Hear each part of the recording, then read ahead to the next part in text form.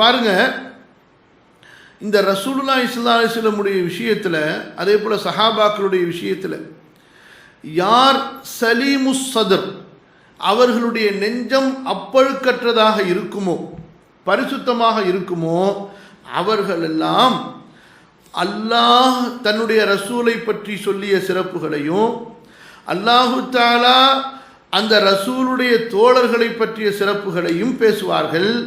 அதுபோன்று ரசூலுல்லாஹி ஸல்லல்லாஹு அலைஹி வஸல்லம் அவர்கள் தன்னை பற்றியும் தனது தோழர்களை பற்றியும் கூறிய சிறப்புகளை பேசுவார்கள்.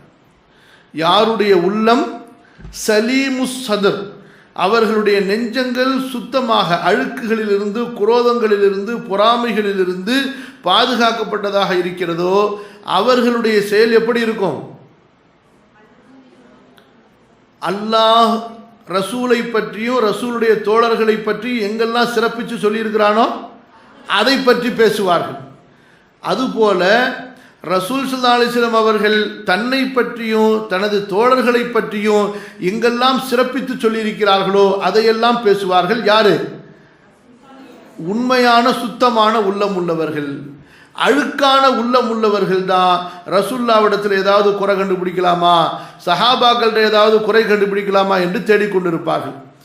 சரி, இப்போ நம்முடைய இந்த பாடத்தினுடைய இமாம் சொல்லக்கூடிய முக்கியமான கருத்துக்களில் இந்த கருத்துக்கள் எல்லாம் வந்தாலும் முக்கியமான அடிப்படை இமாம் என்ன சொல்ல வருகிறார்கள் என்றால், ரசூலுல்லாஹுடைய சிறப்புகளை நம்பிக்கை கொள்வதும் இதுவும் அஹ்லுஸ் சுன்னா வல் ஜமாஅவுடைய அகீதா கொள்கையில் உள்ள ஒரு கொள்கை. புரியுதா இல்லையா? இப்போ ஈமானுடைய 6 அம்சங்கள் என்ன? அல்லாஹ்வை நம்புவது, வேதங்களை நம்புவது, வானவர்களை நம்புவது, அடுத்து என்ன? தூதர்களை நம்புவது. இங்கே பாருங்க, இந்த தூதர்களை நம்புறதுல தூதர்னு ஒருத்தர் வந்தார், அவர் சொன்னார், அவர் அல்லாஹுவை பற்றி சொன்ன விஷயங்களை மட்டும் ஒருத்தங்க நம்புகிறாங்க, ஏற்றுக்கொள்கிறாங்க, பேசுகிறாங்க. புரியுதா? அவங்களுடைய ஈமான் முழுமையடைஞ்சிருமானா அடையாது. ஏன்? தூதர்களை நம்பிக்கை கொள்வது என்று அல்லாஹ் சொல்லி இருப்பதில் அந்த தூதர் சொன்ன எல்லாவற்றையுமே நம்பணும். அந்த தூதர் சொன்ன எப்படி அல்லாஹுவை பற்றி அந்த தூதர் சொன்னதை நம்ம ஈமான் கொள்ளணுமோ அதே போலதான் அந்த தூதர் தன்னை பற்றியும் தனது தோழர்களை பற்றியும் சொன்னதையும் ஈமான் கொள்ளணும். பிரித்து பார்க்கக்கூடாது. நாங்கள் தூதர் அல்லாஹ்வை பற்றி சொன்னதுக்கெல்லாம் முக்கியத்துவம் கொடுப்போம், கண்டிப்பாக முக்கியத்துவம் கொடுக்கணும். அல்லாஹ்வை பற்றி சொல்லப்பட்ட செய்திகளுக்கு கண்டிப்பாக முக்கியத்துவம். இப்போ குர்ஆன்லேயே பாருங்க, குல் ஹுவல்லாஹு அஹதுடைய சிறப்பும் தப்பத் யதா அபீ லஹபினுடைய சிறப்பும் ஒன்றாயிடுமா? சொல்லுங்க. ஆனால் ரெண்டுமே அல்லாஹ்வுடைய கலாமா இல்லையா? ரெண்டுமே அல்லாஹ்வுடைய கலாம். இரண்டுமே அல்லாஹ்வுடைய கலாம் என்ற அடிப்படையில் இரண்டும் ஓதப்படக்கூடிய வசனங்கள், மனப்பாடம் செய்யப்பட வேண்டிய வசனங்கள், நம்பிக்கை கொள்ளப்பட வேண்டிய வசனங்கள், சூறாக்கள். புரியுதா இல்லையா? இரண்டுமே நாம் ஏற்றுக்கொள்ள வேண்டிய சூறாக்கள். ஆனால் அதே நேரத்தில் சூரத்துல் இஹ்லாஸுடைய சிறப்பு தப்பத் யதா அபீ லஹப்னுக்கு இருக்குமா? எந்த வசனங்களில் அல்லாஹு தஆலா தன்னுடைய சிறப்புகளை சொன்னானோ, அல்லாஹு லா இலாஹ இல்லா ஹுவல் ஹய்யுல் கய்யூம் ஹுவல்லாஹு அல்லதி லா இலாஹ இல்லா ஹுவ, அந்த வசனங்களும் ஃபிரௌனையும் சமூதையும் கெட்ட மக்களை பற்றி அல்லாஹ் சொல்லியிருக்கக்கூடிய வசனங்களும் சமமாயிடுமா? புரியுதா இல்லையா? அதே போலதான் ஹதீஸுகளில் அல்லாஹ்வை பற்றி சொல்லப்பட்ட ஹதீஸுகளுக்கு அதனுடைய முக்கியத்துவம் தனியாக இருக்குது. ஆனால் அதே நேரத்தில் அல்லாஹ்வுடைய தூதர் ஸல்லல்லாஹு அலைஹி வஸல்லம் அவர்கள் தன்னை பற்றியும் தங்களுடைய தோழர்களை பற்றியும் சொல்லி இருக்கக்கூடிய சிறப்புகளையும் நாம் படிக்க வேண்டும், ஈமான் கொள்ள வேண்டும், படிக்க வேண்டும், பரப்ப வேண்டும். புரியுதா இல்லையா?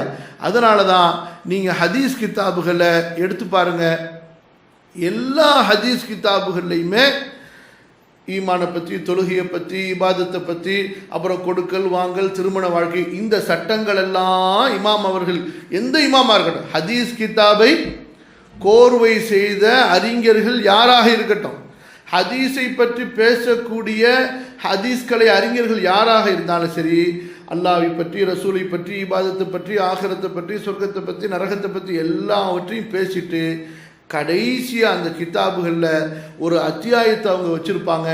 அந்த அத்தியாயத்தில் ரசூலுல்லாவுடைய சிறப்பு, அபூபக்கருடைய சிறப்பு, உமருடைய சிறப்பு, உஸ்மானுடைய சிறப்பு, அலியுடைய சிறப்பு, அஷ்ரத்துல் முபஷ்ஷராவுடைய சிறப்பு, குறைஷிகளுடைய சிறப்பு, முஹாஜிர்களுடைய சிறப்பு, அன்சாரிகளுடைய சிறப்பு, பிலாலுடைய சிறப்பு, அப்துல்லா இப்னு மஸ்ஊதுடைய சிறப்பு, இப்படி சஹாபாக்களை பற்றி ரசூலுல்லா சிறப்பித்து சொன்ன எல்லா ஹதீஸையும் அங்கே வச்சுருப்பாங்க.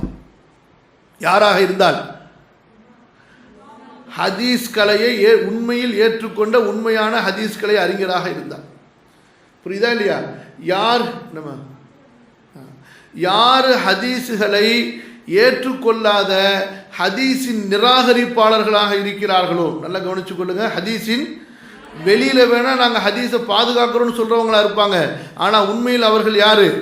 ஹதீஸின் நிராகரிப்பாளர்கள். அவர்களை பார்த்தீங்கன்னு சொன்னால் அல்லாவை பற்றி சொன்ன விஷயங்களை மட்டும் ஹதீஸில் பேசுவாங்க, ஆகிரத்தை பற்றி சொல்லப்பட்ட விஷயங்களை மட்டும் ஹதீஸில் பேசுவாங்க, சொர்க்க நரகத்தை பற்றி வந்திருக்கக்கூடிய விஷயங்களை மட்டும் ஹதீஸிலிருந்து பேசுவாங்க. எங்கே ரசூல் ஸல்லல்லாஹு அலைஹி வஸல்லம் தன்னுடைய சிறப்புகளை சொல்லியிருக்காங்களோ, தங்களது தோழர்களுடைய சிறப்புகளை சொல்லியிருக்கிறாங்களோ, அந்த ஹதீஸுகளை வாழ்நாளில் தொட்டே பார்க்க மாட்டாங்க, திரும்பியே பார்க்க மாட்டாங்க.